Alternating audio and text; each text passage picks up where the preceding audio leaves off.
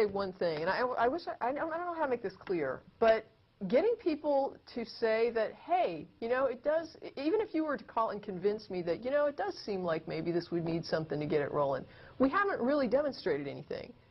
Getting people to agree with you that the universe requires a designer doesn't illustrate anything. That's not evidence. That's just simply getting people to agree with you about something. Getting people to agree with me that something I think is logical doesn't mean that what I think is right.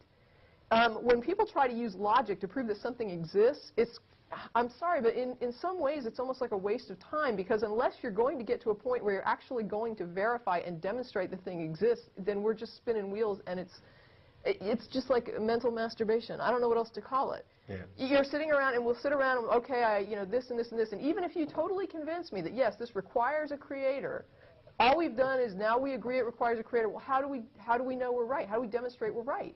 We don't know whether or not what we believe is actually true, or what we're thinking we should believe is actually true. And the only way to demonstrate it would be to find some way to demonstrate it. And if you're not going to get down to it eventually and say, you know, I'm going to get off my logic horse here, and I'm going to actually get to where I'm demonstrating that what I'm saying is for real, then it's a waste of time.